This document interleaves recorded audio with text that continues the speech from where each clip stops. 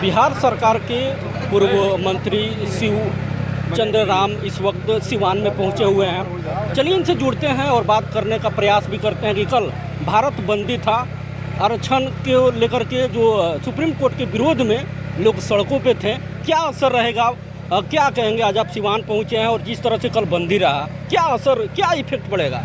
देखिए, बंदी तो सफल रहा।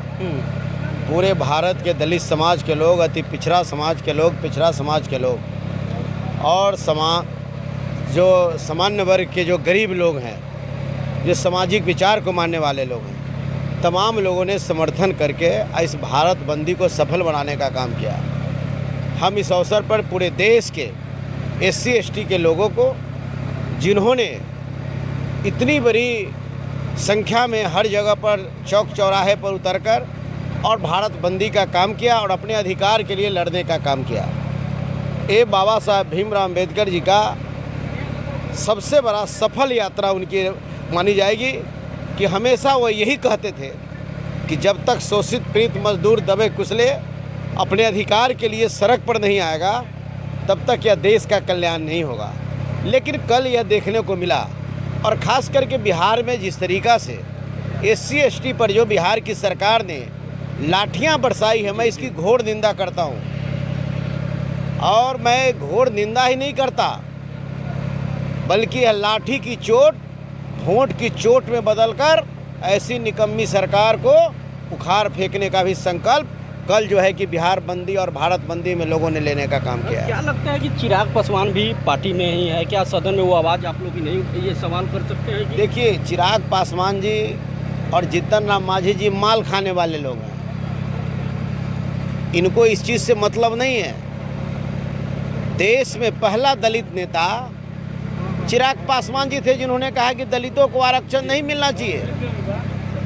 और जीतन राम मांझी जी कहते हैं कि कल जो बंदी में लोग जो थे वो बेवकूफ़ लोग बैठे थे।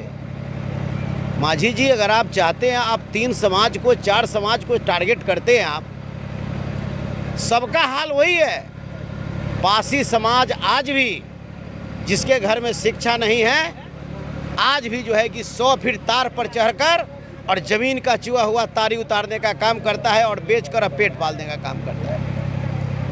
आज भी जो है कि चमार समाज के लोग, आज भी उसके घर की महिलाएं डगरीन की काम करती हैं, परसों पीड़ा से कराहती महिलाएं की सेवा करती हैं। उनके मल मूत्र को उठाकर अपने माथे पर अन्यत्र जगह जा कर के उसको गाड़ने का काम करती है। और यही नहीं, मरे हुए जानवर को भी किसी के दरवाजे से उठाकर अन्यत्र जगह पर उसके हटाने का काम करती है। चलिए, भारत बंदी का असर और उसमें दुसाध समाज का भी वही स्थिति है, जो लोग कहते हैं कि इनसे हड्डी छुआ जाता है। उनका भी टाटी फरकी के मकान की स्थिति बनी हुई है। तो जिनके समाज में शिक्षा जगह, उसके समाज आगे बढ़ने का काम किया। तो जितना मांझी जी 2-4 जात को टारगेट करते हैं, इसको टारगेट उनको नहीं करना चाहिए। और कहते हैं कि क्रीमी लेयर में आरक्षण सही चीज़ है, तो सबसे बड़ा क्रीमी लेयर के लिए अगर आप समर्थन करते हैं मांझी जी, तो आपको दूसरा मुसहर के बेटी नज़र नहीं आया, आपको समधिनी नज़र आया विधायक बनाने के लिए। आपको कोई मुसहर का बेटा कोई दूसरा नहीं आया, आपका बेटा आपको जो है कि नज़र आया। आपको जो है कि दूसरा नज़र नहीं आया। आपके जो है कि दामाद ही कहने का मतलब कि चुनाव लड़ेगा, आपकी बेटी चुनाव लड़ेगी। तो सबसे पहले तो वहाँ पर उन्होंने काम किया है। तो ऐसे परिस्थिति में यह देश चलाने वाली सरकार ने दलितों की ताकत को, SC ST की ताकत को कमज़ोर करने का काम किया है। अब दलित समाज जो है कि जग चुका है, और दलित समाज जग कर, और ये निश्चित रूप में दिल्ली में बैठने वाले साहब को और बिहार में बैठने वाले साहब को सबक सिखाने का काम करेगा। ये जो सरकार, जो केंद्र में बैठी सरकार है, दीमक के तरह दलित SC ST की ताकत को ख़त्म कर दिया। पहले इसने कट ऑफ मार्क्स ख़त्म किया, प्रोन्नति में आरक्षण ख़त्म किया, बैकलॉग ख़त्म करने का काम किया, उस दिशा में 200 रोस्टर था उसको ख़त्म करने का काम किया, निजीकरण में आरक्षण नहीं दिया, न्यायपालिका में आरक्षण नहीं दिया, निजीकरण में आउटसोर्सिंग कर करके बाबा साहब भीमराव अम्बेडकर का आरक्षण को इन्होंने समाप्त करने का काम किया।